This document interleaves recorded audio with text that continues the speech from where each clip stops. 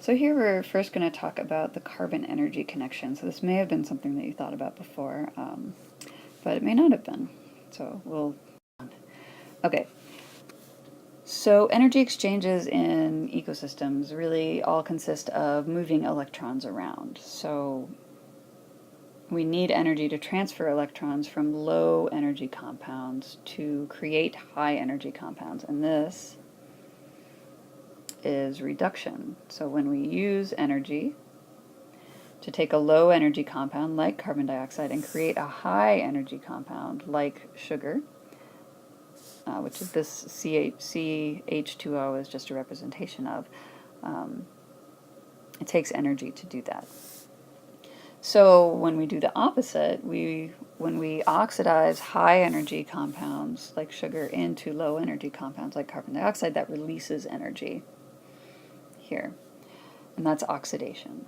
So photosynthesis uses energy from sunlight to reduce carbon dioxide to form essentially sugars and carbon-carbon bonds in biomass.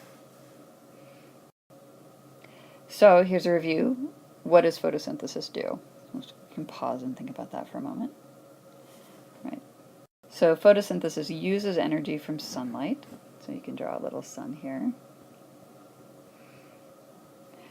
To reduce carbon dioxide and form high energy carbon-carbon bonds in biomass. Okay, then how about respiration? What is respiration? You can pause and think about that. So respiration is the opposite. It's taking high energy carbon and oxidizing it to gain energy. Okay, so here's a little example of getting energy. So energy in grass. So here's a key equation for respiration. It's taking high energy carbon, mixing it with oxygen to oxidize it and turn it into carbon dioxide, water, and energy, which is what everybody wants. So energy in grass can be gotten in several different ways. It can be gotten by, well, not in different ways, but by different organisms. It can be used by microbes as they decompose dead grass.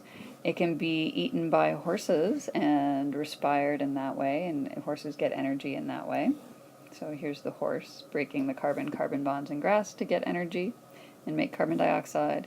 Here's the microbes breaking those bonds in plant litter to get energy and make carbon dioxide.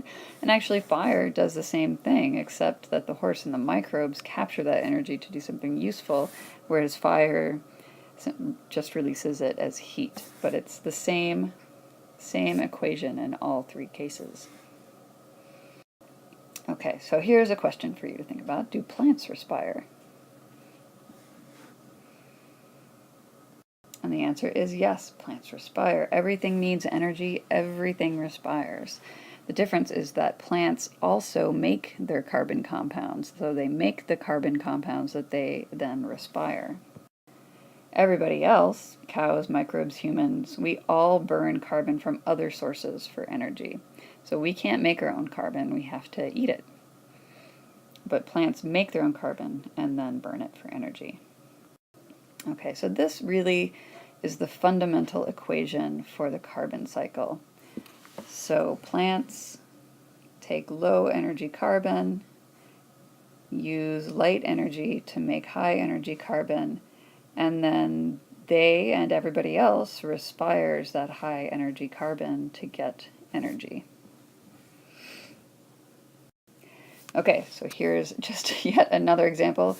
This is me and my old beloved truck back when I lived in Colorado. You can guess what this picture may be from. I haven't seen any instances of this particular scenario happening in Vermont, but you never know. At any rate, what powers me? So that may be broccoli, it may be a cow. So grass and broccoli, they make their own energy, and the cow gets its energy from the carbon that the grass made. But the cow and I, we both respire that carbon to get our own energy. So those carbon-carbon bonds made by plants, made by the grass, made by the broccoli, provide nearly all of the energy used for life on the planet, from microbes to cows to me. Okay, but what about my truck? Where does that carbon come from? So we all know it comes from fossil fuels, but where did that come from? This may be a review for you. But it comes from plants that were growing 144 to 500 million years ago, got buried, and that's where they stayed. That's where that carbon stayed. So it's true, plants really do provide all of the energy that we're using on this planet. Okay, so take-home points so far. Energy and matter cycle together. So plants make the carbon-carbon bonds, matter from sunlight energy and carbon dioxide, and everybody else uses this energy to do things and get around. Plants use sunlight to store this energy in carbon-carbon bonds through photosynthesis, and plants and animals and nearly everyone and everything else uses this carbon to get energy by respiration. All right, so again, the key equation here. So this is sort of the generalized equation, but you'll often see it written this way, which gives you more, this is a glucose, so it gives you real compounds. This is sort of a stand-in for carbon compounds. All right, and then the last thing we're going to talk a little bit are the pools of carbon on land. Okay, so this is a big fancy picture of the land carbon cycle. So we've got soil respiration here being about 60 gigatons. So this whole thing is in gigatons, or petagrams, they're equivalent, of carbon. And then photosynthesis is about 120, and plant respiration is, again, about 60. So you add these two fluxes together, and they equal photosynthesis.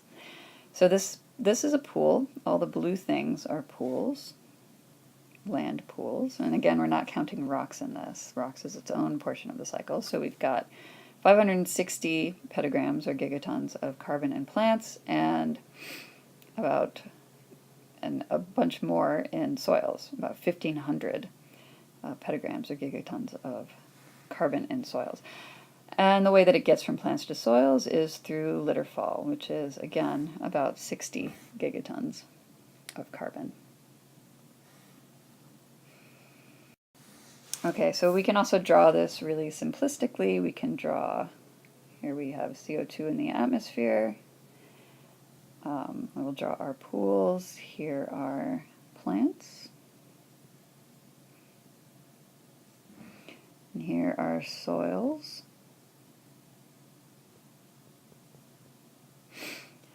So plants are about 560, soils are about 1,500.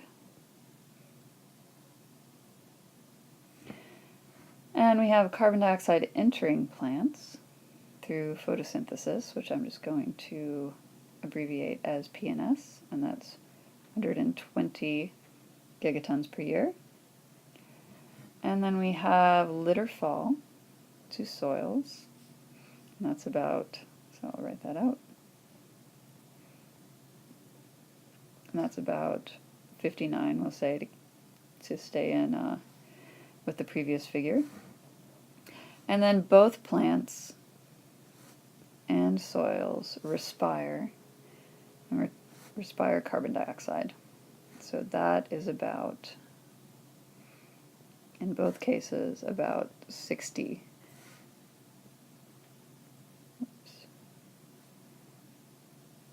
petagrams or gigatons per year.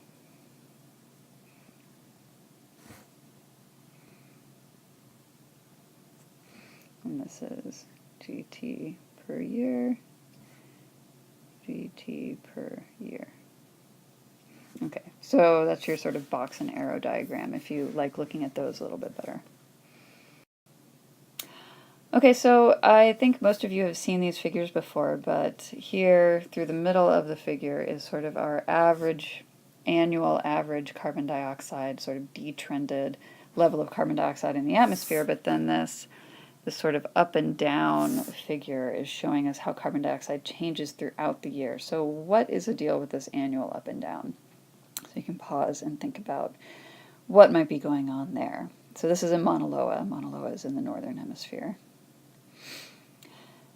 And essentially what we're seeing is these peaks in carbon dioxide in the atmosphere during times when plants are not active. So they are not taking carbon dioxide out of the atmosphere. So this is the non-growing season, or the wintertime, when plants are not photosynthesizing, but everything is still respiring. So we end up with higher levels of carbon dioxide in the atmosphere during the non-growing season, and low levels during the growing season, when plants are taking carbon dioxide actively out of the atmosphere. Okay, and this pretty figure is showing you this trend, annual trend, up and down in carbon dioxide in the northern hemisphere on this end, and then the southern hemisphere down on this end. So why is there less variation in carbon dioxide levels throughout the year in the southern latitudes? And you can look at this picture over here to try to figure that out. And you can pause and think about that for a moment. And you may have come to the conclusion that it's because, look at all this land up here in the northern hemisphere. There's a ton of plants up here taking out all kinds of carbon dioxide during the growing season. And down here in the bottom, not a whole lot of land area and not a whole lot of plants taking carbon dioxide out of the atmosphere. So that up and down trend is a lot smaller. All right, and then that is all we're going to do for video. Everything else we're going to talk about in class after we do some modeling work. All right, well, thanks again for watching.